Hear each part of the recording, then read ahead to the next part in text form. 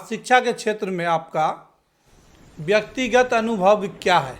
मानदेय एक मजदूर को भी उतना कम नहीं मिलता है। ये टीचर जो है, जो पहले कोचिंग चलाते थे बेरोजगारी के समय में, तो उसका एक अच्छा अनुभव भी है। सरकारी विद्यालय में इंग्लिश मीडियम का पढ़ाई नहीं हो रहा, ये सोच के कारण तो कहीं विद्यालय नहीं भेज। ग्रामीण और शहरी इलाकों के बीच जो शिक्षा का अंतर है देखा जा रहा है, इसको किस तरह से सुधार किया जाए? जय हिंद साथियों, मैं एडवोकेट जियाउद्दीन रहमानी। आज हमारे बीच बहुत ही खास मेहमान जुड़े हुए हैं। बिहार पंचायत नगर प्रारंभिक शिक्षक संघ मूल के प्रदेश उपाध्यक्ष सह जिला अध्यक्ष जनाब रजाउल्लाह साहब आज हमारे बीच पॉडकास्ट में हैं। हमारे पॉडकास्ट में आपका स्वागत है। शिक्षा के क्षेत्र में आपका व्यक्तिगत अनुभव क्या है? शिक्षा के क्षेत्र में हम लोगों का बहुत लंबा एक अनुभव रहा है। जिस पोस्ट पर अभी हम लोग काम कर रहे हैं, खास करके नियोजित शिक्षक हैं, तो 23 साल का अनुभव रहा है। इससे पहले भी हम लोगों ने बहुत सारा खिदमत अंजाम दिए, प्राइवेट स्कूल में पढ़ाए और कई महकमों में हम लोगों ने काम किया। यही नहीं बल्कि वालिदैन के भी तरफ से बहुत सारा हम लोगों को ये सब चुनौती रहा कि शिक्षा के क्षेत्र में ही काम करना है। कई महकमों में हमको नौकरी करने का मौका मिला, लेकिन हमने सबको त्याग दिया और लास्ट में आखिरकार इसी महकमा में आकर के हमने इसको चुना। और तब से यानी ये समझ लीजिए कि जब हम यहाँ आए थे तो सिर्फ 1500 रुपया हम लोग का मानदेय था, वेतन नहीं था, मानदेय। एक मजदूर को भी उतना कम नहीं मिलता है। जो सरकार का जो पॉलिसी था उस पॉलिसी के तहत तो करना ही पड़ेगा जी। और 11 ही महीना कॉन्ट्रैक्ट की बहाली थी, 11 महीना। 11 महीने के बाद माननीय मुखिया जी हम लोग को फिर सेवा विस्तार करते थे 11 महीने के लिए। उसके बाद फिर 2004 में हम लोगों से ट्रेनिंग करवाने का सरकार ने मंसूबा तैयार किया कि ट्रेनिंग करवा करके इनको रेगुलर कर देंगे। क्योंकि काम हम लोग का अच्छा रहा। अब हम क्या अपने मुँह मियाँ मिट्टू बोलेंगे, सरकार ही समझी कि ये अच्छा काम कर रहा है तो इसको ट्रेनिंग करके और ये रेगुलराइजेशन कर दें। तो शिक्षा क्षेत्र में वर्तमान चुनौतियों का किस तरह सामना करना पड़ रहा है? शिक्षा के क्षेत्र में वर्तमान चुनौतियों का जो असल में सामना जो है, ये ख़ास करके अगर हम लोग जैसे शहर के अंदर में तो कोई दिक्कत की बात नहीं है, क्योंकि वहाँ ज़्यादातर लोग पढ़े लिखे लोग होते हैं। गांव घर में जो इस तबका के लोग नहीं हैं, ज़्यादा सा दिक्कत होता है। जैसे बच्चे आज स्कूल आए तो फिर नहीं गए। सरकार ने इस क्षेत्र में बहुत सारा काम किया, जैसे किताब मुफ्त एक वक्त का खाना दिया, ड्रेस दिया। इससे बहुत शिक्षा में बहुत सुधार हुआ है और स्कूल के अंदर में बच्चों का आना जाना बहुत लगा रहा। अब तो बैग भी मिल रहा है, उसके साथ सारा बुक और डायरी की कॉपी सब मिल रहा है।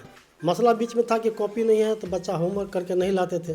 अब उसको पेंसिल कॉपी सब मिल रही है, तो अब और ज़्यादा ही जो है उसमें सुधार होने लगा। एक तरह से कहा जाए, जो माँ बाप जिस तरह बच्चे को खर्च करते थे पढ़ाई में, सारा सामान खरीदने में, तो आज सारा चीज़ सरकार खुद दे रही है, खुद मुहैया। उसके बाद भी शिक्षा व्यवस्था पे कुछ कमी है। हाँ, शिक्षा व्यवस्था में जो कमी है अब धीरे धीरे सुधार हो रही है। और हमें लगता है कि जिस तरह से सरकार अपना कोशिश करना जारी किया है और हर स्कूलों के अंदर में जो गांव सुदूर देहात था, वहाँ शहर से टीचरों को ला करके भर दिया है।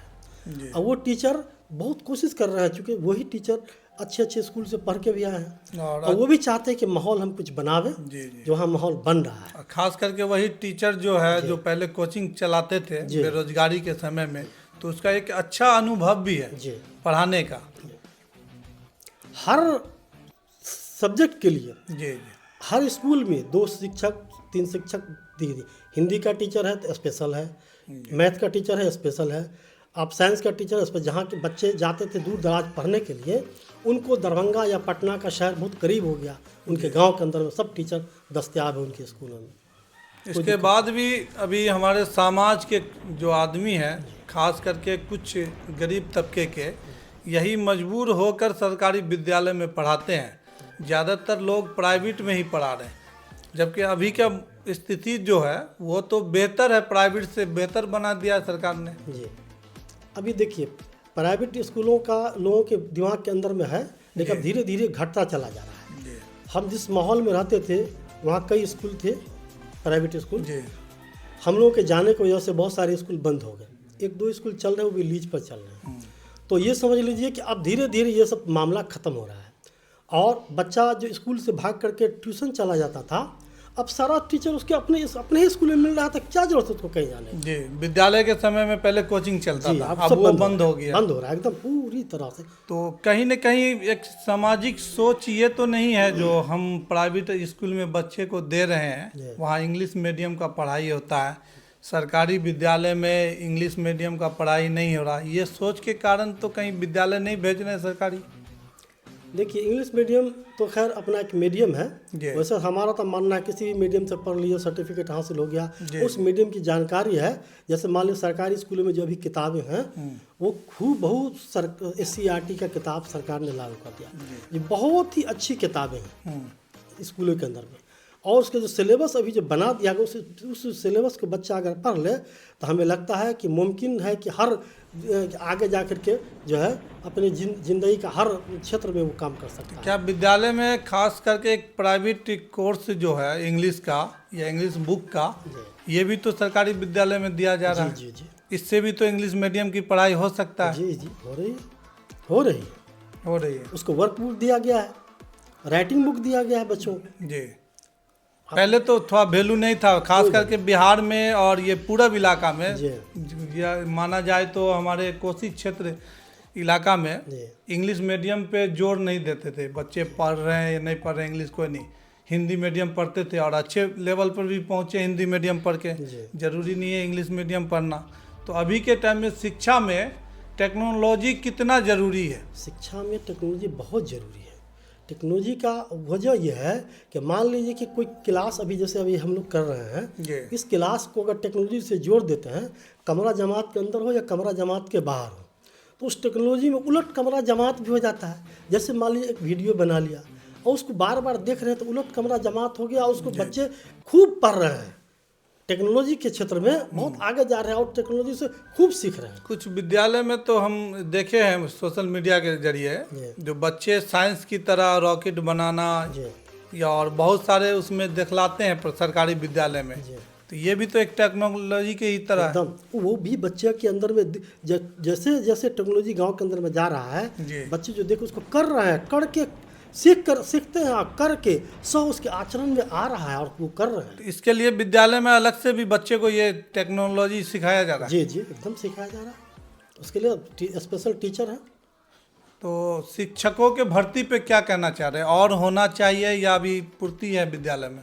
शिक्षक का जो सरकार का जो मंसूबा है कि 30-1 के हिसाब से जो हम देंगे टीचर, 30 बच्चे पे एक टीचर। जी जी, हर विद्यालय में जी 30-1 पर जो टीचर का जो सरकार का मंसूबा है, जहाँ जहाँ कमी है सरकार उसको चिन्हित करके वहाँ भेज रहे हैं। तो अभी किस लेवल पे चल रहा है, कितने बच्चे पे कितना टीचर है? अभी तक तो मान लो 30 चल रहा है, लेकिन हो सकता है अगर जहाँ और ज़रूरत पड़ेगा तो और सरकार कम करेंगे, 25 पर लाएंगे, 20 पर लाएंगे।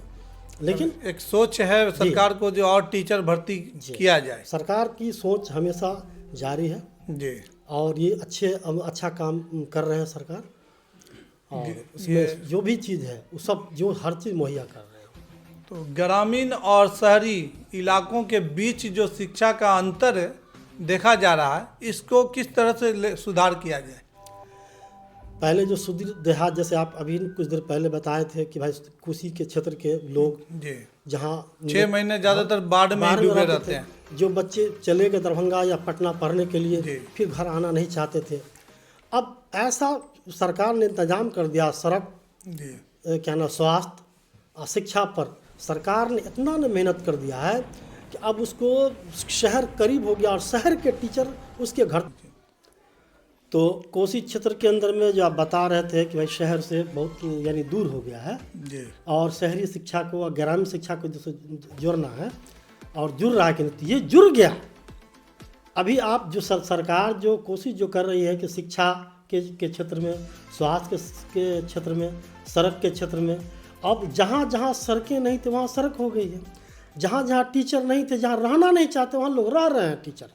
और एक एक स्कूलों के अंदर जो सुदूर देहात कोसी क्षेत्र के अंदर में जहाँ लोग नहीं जाना चाहते थे वहाँ तो डेली जाने आने का सिलसिला बन गया है। और वहाँ हर सब्जेक्ट के जो टीचर वहाँ मौजूद हैं और पहुँच गए हैं, और जैसे वो पढ़ के आए हैं चाहते हैं कि बैठ कर के हम बच्चों को पढ़ावें, जो यहाँ का बच्चा निकल के जो कहीं भी जाए, किसी भी क्षेत्र में जाए, तो इस गांव का नाम हो। ये कर रहे हैं, सरकार इस पर बहुत ज़्यादा कोशिश भी कर रही है और उसी फोकस पर हम लोग भी लगे हुए हैं। खास करके कोसी क्षेत्र का जो मामला था, ये बाढ़ आने का, वो लगभग ख़त्म हो गया जी, क्योंकि वो तो एक दुर्भाग्य था जो भूगोल जमालपुर की तरफ बांध टूट गया था, नहीं तो बांध इस तरह से कंट्रोल करके निकाला गया है जो वो पानी अब यहाँ इस क्षेत्र वाले को, कोसी क्षेत्र वाले को पानी नज़र नहीं आता है। तो और गली गली तो रास्ता है ही, तो इसमें तो कहीं कमी है ही नहीं। तो शिक्षा के किन प्रमुख क्षेत्रों में अभी कमी महसूस हो रहा है आपको? शिक्षा के अब हमको तो नहीं लगा कहीं कमी है, लेकिन शिक्षा के सिर्फ बस यही है कि सरकार को जैसे पहल कर रही है सरकार शिक्षा उसमें और ज़्यादा, जैसे भवन हुआ, प्रयोगशाला हुआ। अब जैसे प्रयोगशाला के लिए अभी नया नया जो हर पंचायत में जो हाई स्कूल बनाया गया, तो उसके अंदर में प्रयोगशाला की कमी है। तो वहाँ भी सरकार कोशिश कर रही है, प्रयोग का सामान हर स्कूल में है। ये नहीं कि हर स्कूल, बल्कि मिडिल स्कूलों को भी सरकार ने प्रयोगशाला का सामान दे दिया है।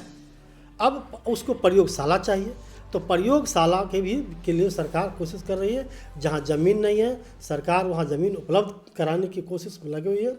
उसमें हम ग्रामीणों को भी चाहिए कि उसमें बढ़ चढ़ के हिस्सा लेकर के, और जहाँ ज़मीन नहीं है उसको ज़मीन दिलवा करके सरकार को एक बिल्डिंग के लिए जगह दे, ताकि वो हर तरह का लाइब्रेरी हो, चाहे क्या नाम है प्रयोगशाला हो, या जिस तरह का भी, जैसे क्या नाम है उसी में साइकिल स्टैंड है।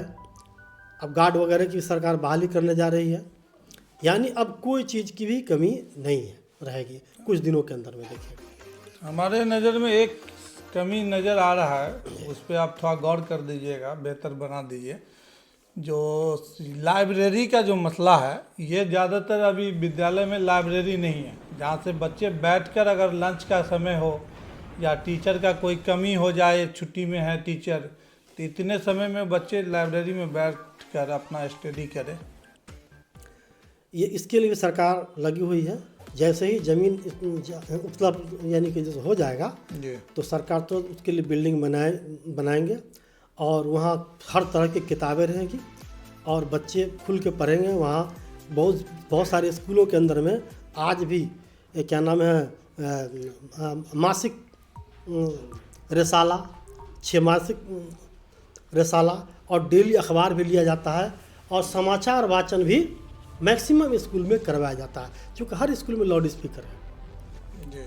शायद कोई ऐसा स्कूल होगा जहाँ लाउड स्पीकर कहीं ख़राब हो गया होगा, लेकिन सब स्कूल में हर चीज़ है, और वो सारे चीज़ों का उपभोग जो है बच्चे शिक्षक मिल करके करते हैं। यहाँ सर नया भवन जिस टाइम में पास किया जाता है माननीय शिक्षा विभाग के द्वारा, तो उसी समय में उसी अटैच में क्यों नहीं है कि लाइब्रेरी का भी पास किया जाता है?